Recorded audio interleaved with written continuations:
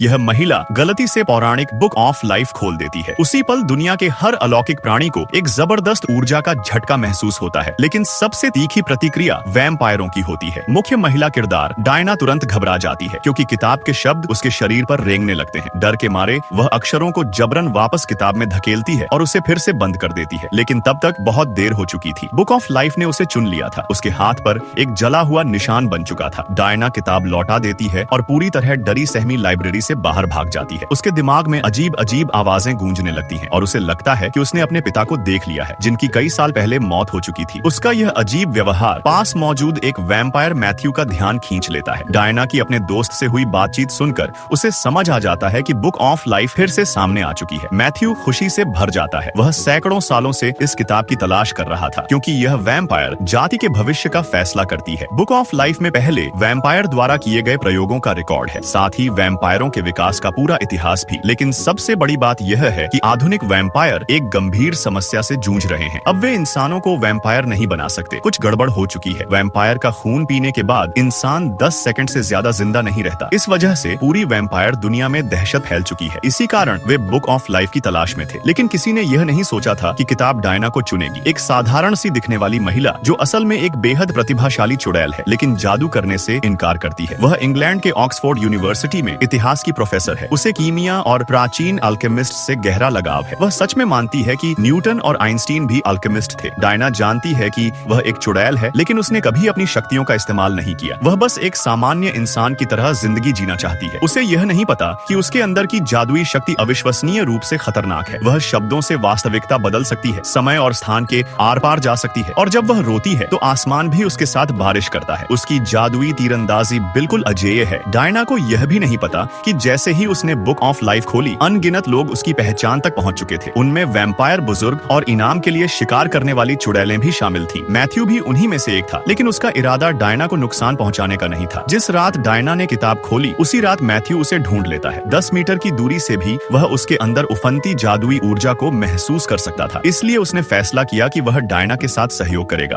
और उसका भरोसा जीतेगा। उसी समय डायना भी समझ जाती है कि मैथ्यू एक वैम्पायर है, लेकिन उसके व्यवहार में उसे कोई दुश्मनी महसूस नहीं होती। मैथ्यू के आने की वजह जानने के बाद डायना उसे किताब में देखी सारी बातें बता देती है। यह सुनकर मैथ्यू सम्मान में झुक जाता है। सदियों की खोज के बाद उसके सामने खड़ी यह महिला वैम्पायर जाति की एकमात्र उम्मीद थी, लेकिन वैम्पायर बुजुर्ग ऐसा नहीं मानते थे। वे ऑक्सफोर्ड आते हैं और डायना को धमकी और लालच देकर बुक ऑफ लाइफ सौंपने की कोशिश करते हैं। उनके शब्दों में जहर भरा होता है। डायना उनका रवैया देखकर बिना कुछ कहे मुड़ जाती है और चली जाती है। उन्हें जरा भी इज्जत नहीं देती। उसी रात फ्रेशर पार्टी में वैम्पायर बुजुर्ग नॉक्स डायना के दिमाग को नियंत्रित